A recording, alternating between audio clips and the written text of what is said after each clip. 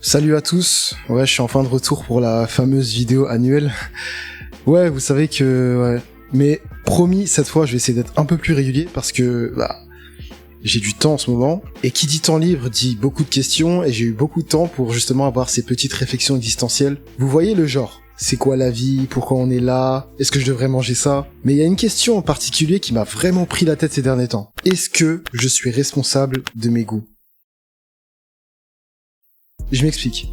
J'ai commencé à me demander, est-ce que j'aime tel artiste, tel film ou tel morceau parce qu'il reflète vraiment ce que j'aime et ce que je suis? Ou est-ce que, en fait, j'ai été influencé sans même m'en rendre compte par les maisons de disques, les publicités, les algorithmes, et toutes ces choses-là qui nous font croire qu'on aime un truc. Et quand tu commences à te poser ce genre de questions, tu deviens presque parano. Tu remets tout en doute. Tout ce que t'écoutes, tout ce que tu regardes. Genre, est-ce que tous les artistes que j'écoute sont vraiment mes choix ou c'est juste des produits qui ont bien été modelés? C'est un peu comme cette histoire que j'avais vue sur internet il y a longtemps, où apparemment il disait que dans les supermarchés ils diffusent des odeurs pour te donner envie d'acheter des produits. Et la fois d'après, quand je suis reparti au supermarché, je me suis dit mais attends, est-ce que j'aime ça? Est-ce que j'ai vraiment envie d'acheter ça? Est-ce qu'ils sont en train de mettre une odeur bizarre dans le supermarché? Bref, aujourd'hui je vais me pencher sur ça avec vous, l'influence qu'ont les pubs, les réseaux sociaux et même notre environnement sur nos goûts. Est-ce qu'on est vraiment maître de nos choix, ou est-ce qu'on est en quelque sorte manipulé à aimer ce qu'on aime? On va creuser tout ça ensemble. En ce moment sur Twitter, ou plutôt X maintenant, il se passe des trucs bizarres. Rien de nouveau, vous allez me dire, mais parfois tu tombes sur des tweets qui sonnent vraiment suspects. Et c'est justement ce genre de tweet qui m'a donné l'envie de faire cette vidéo. Tu vois le délire, tu scrolles comme d'habitude, tu passes des mèmes, des photos dump, des gens qui s'embrouillent pour rien. Et là, tu vois un tweet bizarre du genre « Regardez ce rappeur, il change les codes du rap, il est trop fort, waouh !» Et là, dans ma tête, ça fait... Parce que comme j'ai dit dans l'intro, je suis en plein dans mes questions existentielles, et ce qui m'a frappé avec ce genre de tweet récemment, c'est qu'il ne venait pas de médias spécialisés dans le rap, mais de gros comptes de Twitter. Et ça sonne faux. Pourquoi? Parce qu'en réalité, ce genre de tweet, c'est juste une pub déguisée, payée par une maison de disques pour promouvoir l'artiste. Et au début, tu dis, ok, c'est flagrant, ça marchera pas, mais en fait, si, ça marche. Et pour vous montrer comment, je vais prendre un exemple assez parlant pour moi, l'artiste Ice Spice. Flashback, on est en août 2022, je suis sur TikTok, tranquille, en train de scroller, et je tombe sur des extraits de Munch d'Ice Spice. C'était son premier son qui a fait le buzz, mais pas pour de bonnes raisons. En gros, à l'époque, c'était des youtubeurs qui trouvaient la chanson nulle, mais disaient qu'ils continuaient de regarder le clip pour une raison que vous pouvez facilement deviner. Du coup, d'autres youtubeurs ont repris la blague et Ice Spice est devenu viral. Non pas pour son talent artistique, mais pour... autre chose. Et là, tout s'enchaîne, en septembre 2022, elle signe chez Capitol Records, et c'est là que ça devient intéressant. Parce que Capitol, c'est aussi la maison de disques qui avait signé 6ix9ine. Et si vous connaissez un peu son parcours, vous savez que lui aussi, c'est un produit façonné pour faire des chiffres énormes en streaming. Il a fait des centaines de millions de vues sur YouTube, mais aussi en streaming. Et ces chiffres sont énormes, y a rien à dire. Mais est-ce que vous le classeriez parmi les 150 meilleurs rappeurs américains de l'histoire? Pour Ice Spice, c'est le même schéma. Entre septembre 2022 et aujourd'hui, elle a explosé. Elle a su jouer avec les réseaux sociaux, créer des mèmes, sortir des sons simples mais accrocheurs. Elle a collaboré avec Pink Panthers, une artiste qui a aussi du buzz sur TikTok. Et sur la même période, elle a fait un morceau pour le film Barbie, un film qui avait une énorme hype. Tout semble parfaitement orchestré pour qu'elle soit toujours au bon endroit au bon moment. Mais honnêtement, entre nous, est-ce qu'elle s'est vraiment améliorée sur le plan lyrical? Et je suis même pas sûr qu'elle écrive elle-même ses propres textes. Et je dis pas ça pour faire le rageux, mais simplement pour vous montrer comment une artiste qui au début se faisait moquer pour ses textes est devenue l'une des figures incontournables du rap féminin aux États-Unis, grâce à une maison de disques qui l'a placée sur les bons projets au bon moment, avec les bons artistes. Sans Capitol, est-ce que Ice Spice aurait eu la même popularité qu'aujourd'hui? Alors ok, pour Ice Spice, c'est assez évident qu'il y a eu un gros coup de pouce derrière, mais la vraie question c'est, et si c'était le même procédé pour les artistes qu'on écoute tous les jours? Je vais vous faire un aveu.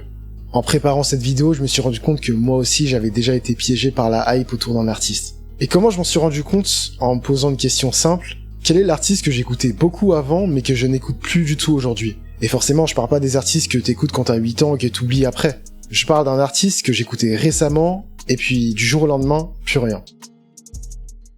Who's that Pokémon?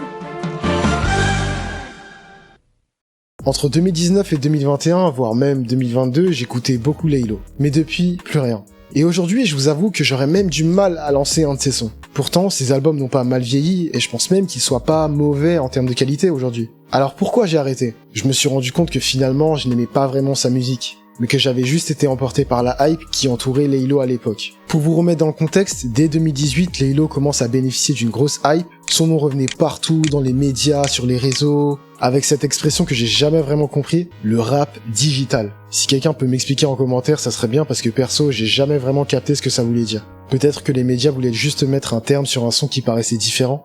Et avec cette hype, tout le monde en parlait. Donc j'ai écouté son projet Trinity, sorti en 2019, que j'avais bien aimé à l'époque, et ensuite 2 ans après, j'ai écouté l'étrange histoire de Mr. Anderson. Mais aujourd'hui, je me rends compte que j'écoute plus du tout ses projets, et je me sens un peu piégé, parce que je pense que la hype m'a peut-être poussé à apprécier un peu plus ses albums. Alors, est-ce que Laylo est un produit marketé ?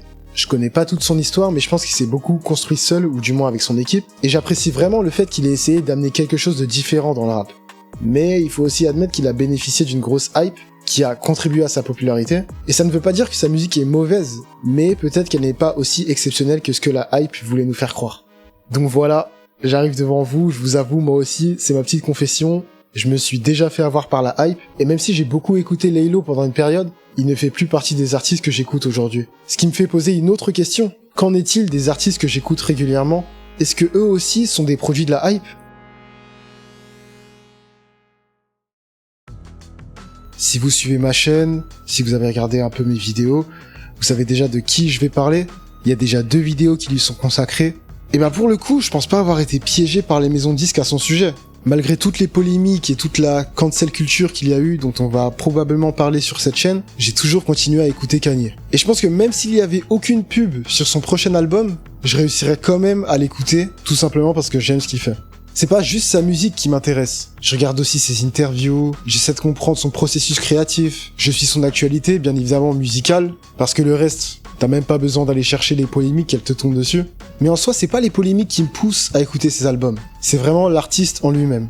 Et là, je prends pour exemple Kanye parce que c'est le plus représentatif pour moi, mais je pense que ça s'applique aussi aux 5, voire 10 artistes que j'écoute le plus. Peu importe ce qui se dit autour d'eux ou de leur dernier projet, je vais quand même écouter pour me faire mon propre avis, et je vais surtout l'écouter parce que j'aime l'artiste. Et mon questionnement existentiel, il s'arrête pas là. Je veux vraiment aller plus loin dans la réflexion et faire un parallèle avec ma dernière vidéo sur le rap français. Je me suis demandé, est-ce que j'ai vraiment apprécié la période trap entre 2012 et 2017 ? Ou est-ce que, en fait, j'ai été influencé par la hype et par ce que les autres écoutaient à ce moment-là ?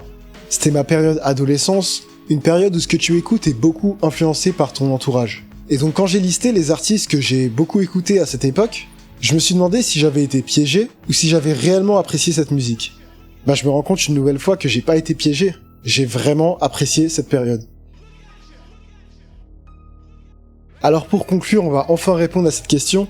Bah au final, on peut pas vraiment répondre oui ou non. Ouais, je sais, ça fait vraiment genre question philosophique. Après avoir écrit cette vidéo, et vous, après l'avoir visionnée, on comprend que tout dépend de nous, de la manière avec laquelle on consomme la musique, et surtout de l'artiste en lui-même. Pour ma part, je dirais que je suis en majorité responsable de mes goûts musicaux. Je me laisse rarement influencer par la hype ou les stratégies marketing des maisons de disques. Il y a toujours des exceptions, mais en général, j'ai mes propres goûts. Alors vous, n'hésitez pas à me dire en commentaire quel est votre sentiment par rapport à ça, et s'il y a un artiste pour lequel vous avez le sentiment que vous avez été piégé. Merci à tous.